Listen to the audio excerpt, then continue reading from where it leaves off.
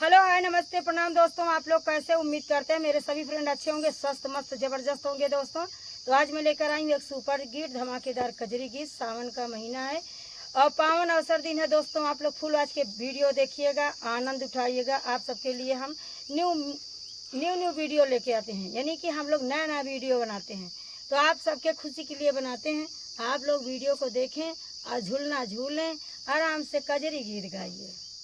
तो लेके चलती हूँ कजरी गीत पे। थोड़ा बुढ़ापा ठीक है दोस्तों। कहाँ बुढ़ापा? अरे तब धोती तो देखा दोस्तों। अब हमारा मड़ैया ऐसे बात, हम धोतिया कहाँ से लेके आई। हरे रामा झूलत टूट रसरिया कमर भले खाए रे हारी। हरे रामा झूलत टूट रसरिया कमर भले खाए रे हारी। चढ़ा पटा खड़ा होई जाई, हमें का डरिया लागे रामा।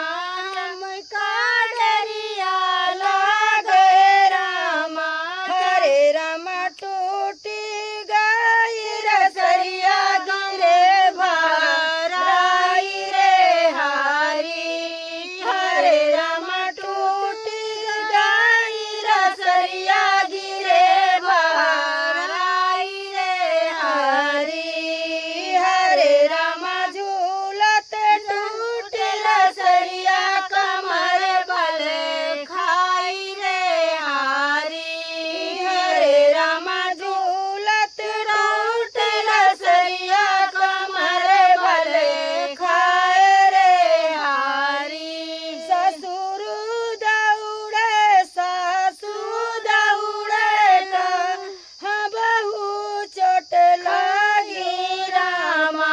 कहाँ बहू चोट लागी रामा।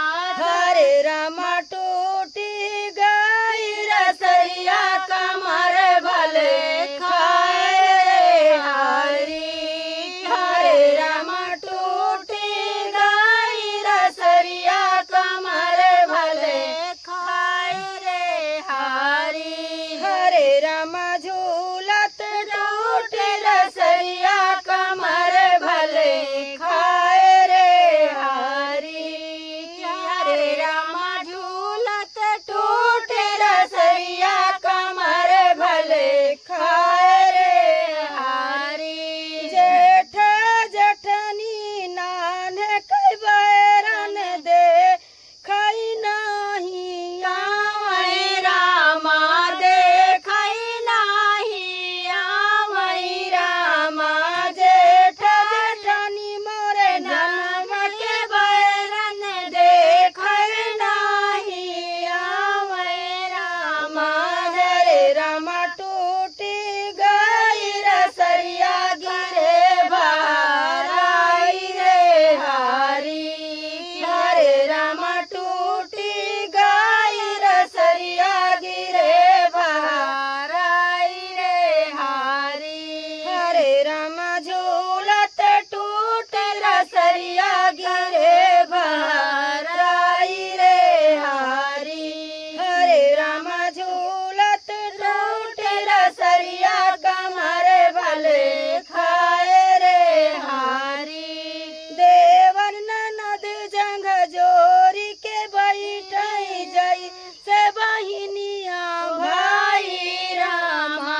जई से बहिनिया भाई रामा।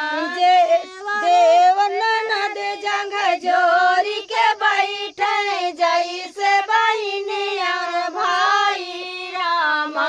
जई से बहिनिया भाई रामा। हरे रामा टूट गई रसरिया गिरे बल खाई रे हारी। हरे रामा टूट गई रसरिया गिरे बल खाई रे हारी। हरे रामा झूलत टूट रसरिया कमर भले खाए रे हारी। हरे रामा झूलत टूट रस